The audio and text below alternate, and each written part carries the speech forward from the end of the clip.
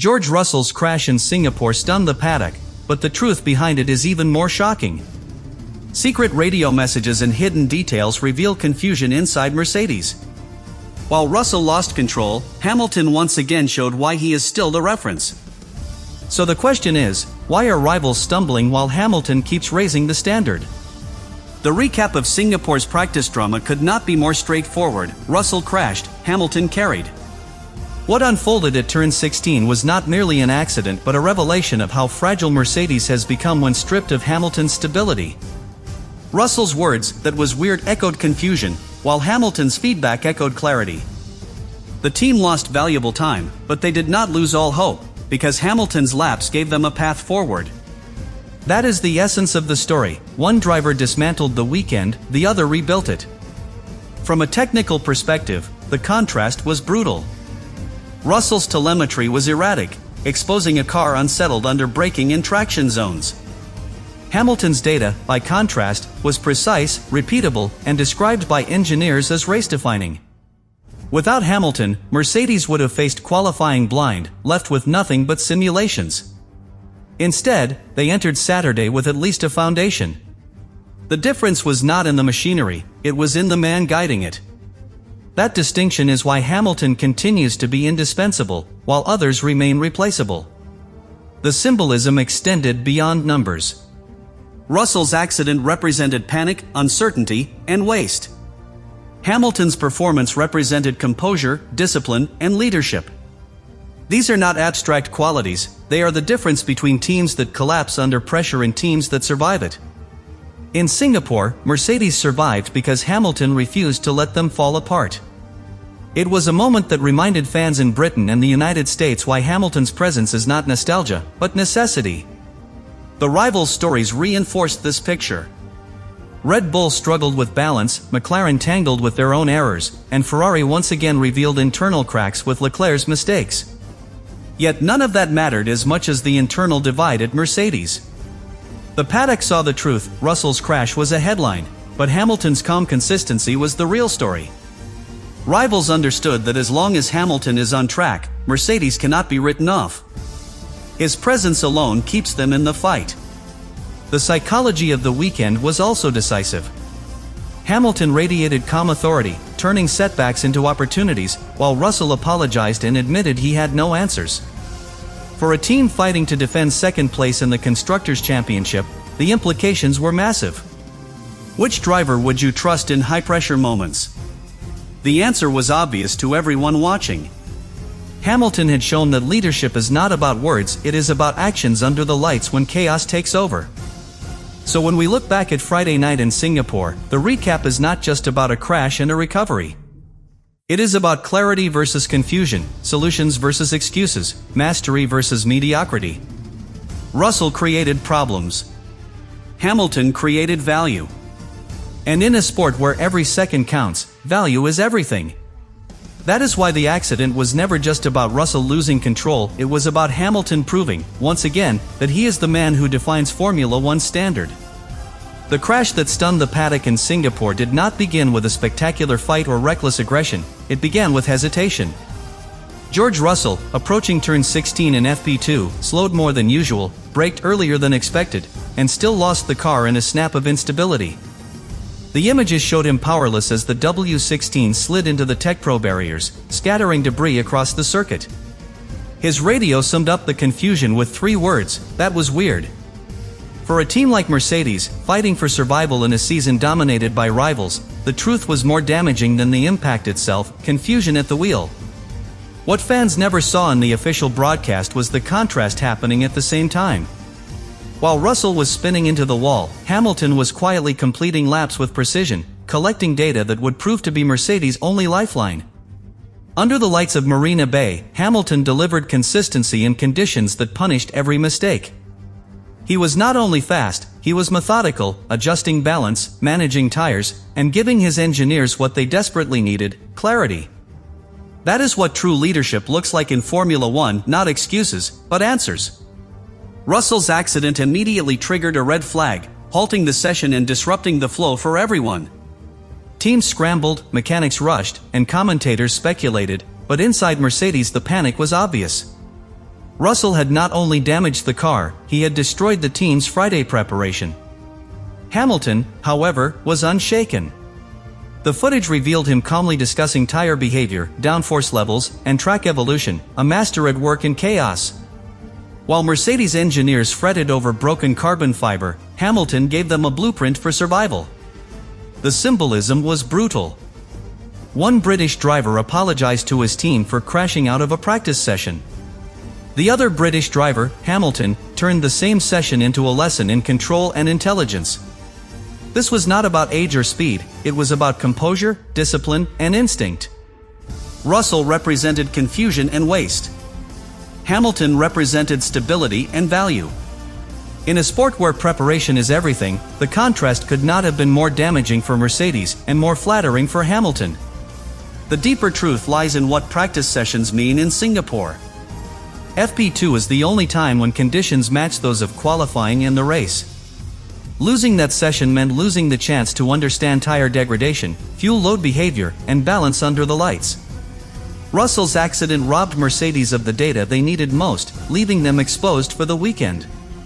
Hamilton, though, saved the team from complete collapse by providing the laps that would later form the basis of their strategy. Without him, Mercedes would have been flying blind. This is what the cameras never showed. Beyond the crash, beyond the soundbites, the story was one of contrast, between panic and composure, between failure and mastery. Russell left Mercedes searching for answers, while Hamilton gave them all the answers they needed. And as the paddock processed the shock of the crash, the real question began to surface: how long can Mercedes afford to rely on one man to carry their hopes while the rest of the field stumbles?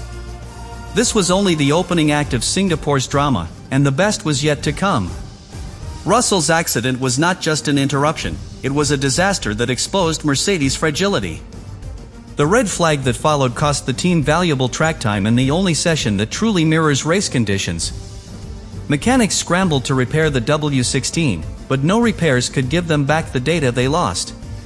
Russell's apology over the radio might have sounded noble, but apologies do not deliver performance. For Mercedes, every minute of FP2 mattered, and Russell had thrown those minutes away. The irony was painful. A driver fighting for his contract had handed his critics the perfect ammunition. In the same session, Hamilton quietly demonstrated the difference between excuses and excellence. He delivered lap after lap of clean, consistent data, operating with precision in the very conditions that overwhelmed his teammate. His feedback was described by engineers as surgical, pointing out the exact balance issues and suggesting small, meaningful changes. That level of detail kept Mercedes alive on Friday night. Without Hamilton, they would have had no baseline for qualifying or the race. It was proof that one driver builds while another breaks. The leaked telemetry confirmed this contrast. Russell's laps showed instability, wide deltas, and a car completely unsettled under braking. Hamilton's runs, by comparison, were within narrow, repeatable margins, a consistency that rivals like Red Bull and McLaren struggled to achieve. In a sport where rhythm matters as much as raw speed, Hamilton once again proved why he is not just another name on the grid. He is the reference point, the standard against which everyone else is measured. And the footage from Singapore only reinforced that truth.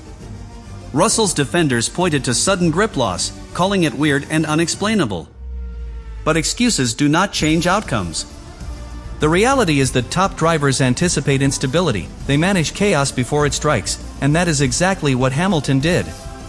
On the same track, in the same session, with the same risks, Hamilton remained composed, steering the W16 through the tricky low-speed sections and providing usable data. That is the difference between potential and proven greatness. Russell experienced the circuit. Hamilton conquered it. The consequences stretched beyond Mercedes' garage.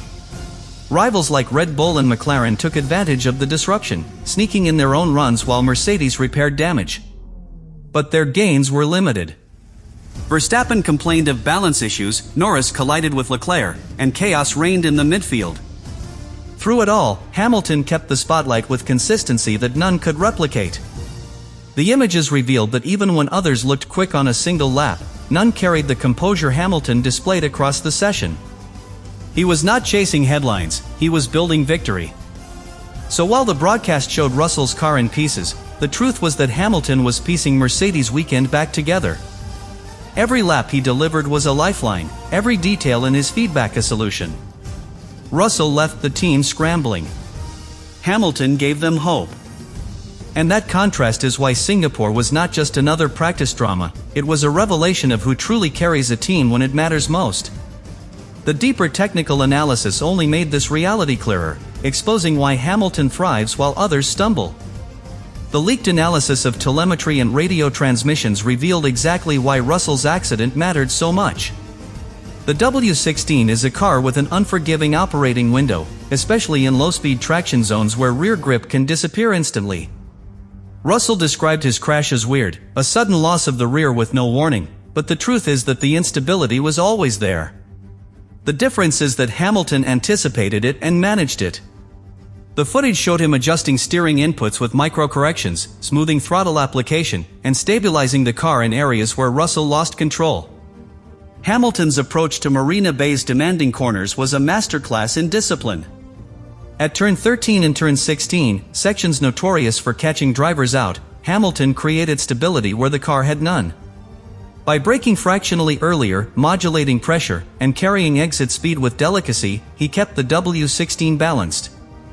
The telemetry revealed that his steering wheel corrections were minimal compared to Russell's, whose frantic movements highlighted panic rather than control. This was not simply experience speaking, it was instinct, honed over decades, proving why Hamilton is still the reference. Tire behavior further exposed the gap. The W16 overheats its rear tires when pushed aggressively, but Hamilton treated the compounds with patience, nurturing grip instead of burning it away. On mediums, his lap times were sustainable, precise, and within a tight margin, even as track temperatures fluctuated. Russell, in contrast, destabilized the rears in his preparation laps, setting the stage for disaster. Rivals like McLaren also struggled to manage the tire window, showing inconsistency over longer runs. Hamilton, meanwhile, played the long game, preserving both tires and car for the moments that mattered most. The audio clips paired with the footage painted an even sharper picture. Hamilton's radio was calm, clinical, and packed with solutions: 2 clicks of front-down force to settle the balance, adjustments to brake migration, and notes on track evolution. Every word was actionable. Russell's, on the other hand, was reactive, confused, and vague. His "that was weird" summed up a lack of understanding rather than leadership. Mercedes engineers knew immediately which driver they could depend on for setup direction. The team's survival in Singapore was carried on Hamilton's shoulders, not Russell's. Even rivals noticed the difference. Red Bull's Verstappen fought oversteer throughout FP2 and could not stabilize his balance. Norris and Leclerc collided in a pit lane blunder that reflected chaos in their respective teams. Amidst this turmoil, Hamilton provided something unique: reliability under pressure. He was not the fastest in outright times, but the fastest driver is not always the most valuable. In practice, the one who delivers clarity and sustainable pace is king. Hamilton wore that crown effortlessly while the rest looked like apprentices learning the hard way. The technical evidence left Mercedes exposed and the paddock buzzing. They had one driver destroying their preparation with errors and another rescuing them with brilliance. The accident became more than a crash, it became a metaphor for a team split between confusion and clarity. And as engineers scrambled to salvage their weekend, a dramatic twist emerged from inside Mercedes itself: whispers that without Hamilton's data, they would have been blind heading into qualifying. That revelation set the stage for the most uncomfortable truth of all. The dramatic twist of the Singapore weekend did not come from Russell's crash itself, but from what happened afterwards. Inside the Mercedes garage, engineers were forced to admit that their only meaningful data for qualifying and race simulations had come from Hamilton. Russell's wreck had robbed them of valuable laps, leaving them blind in a circuit where precision is everything. The irony was devastating. Mercedes entered the weekend with 2 cars, yet after Russell's mistake they effectively had one. And that one was guided by Hamilton's unmatched discipline and clarity. When the leaked internal communications surfaced, the truth became impossible to ignore. Hamilton's requests for minor changes, 2 clicks of front-down force, brake bias adjustments, tire temperature notes, were described internally as gold dust. Russell's contribution, by contrast, was little more than confusion and damage reports. This was not just a contrast in performance, it was a revelation of hierarchy. The engineers trusted Hamilton implicitly, while Russell was left apologizing on live television, admitting he had no explanation for his accident. The gulf between the two drivers could not have been clearer. Fred Vasseur and Ferrari's rivals might have smiled at Mercedes' misery, but within Brackley the mood was somber. Toto Wolff himself was reported to have acknowledged privately that Hamilton had saved their weekend, while Russell had compromised it. This admission, rare for a team that prides itself on unity, was telling. Mercedes has always insisted on treating drivers equally, yet in Singapore the difference was unavoidable. Hamilton was carrying them, Russell was weighing them down. The leaked data confirmed what the paddock already suspected: without Hamilton, Mercedes would have been lost. The psychological impact extended across the grid. Rivals like Red Bull and McLaren suddenly realized that Mercedes' survival depended entirely on Hamilton. For them, this was both reassurance and fear. Reassurance, because Russell's errors gave them a competitive edge. Fear, because they knew that Hamilton's brilliance could still extract results from chaos. The dramatic irony was that while Russell's crash symbolized weakness, Hamilton's calm presence in the garage reminded everyone why he remains the most complete driver of his generation. He does not need perfect machinery to dominate the narrative, he only needs opportunity. The leaked analysis also hinted at internal frustration. Mechanics who worked overnight to repair Russell's car reportedly vented their annoyance at wasted hours, while those on Hamilton's side of the garage spoke openly of confidence in their driver's direction. The accident had deepened divisions inside Mercedes, with one half of the team reacting to mistakes and the other half building around Hamilton's leadership. It was a story of a team split between dependency and disappointment, between the man who saved their strategy and the man who derailed it. What made the twist unforgettable was Hamilton's own reaction. He downplayed the drama publicly, insisting on teamwork and progress, but the contrast was obvious to anyone watching. His body language radiated control, his words reassured, and his actions spoke louder than Russell's excuses. This was leadership by example, not by noise. And as the paddock absorbed the fallout, one question lingered in the humid Singapore night: how would Hamilton convert his calm dominance into race day destiny, while his teammate was left struggling to recover from self-inflicted wounds?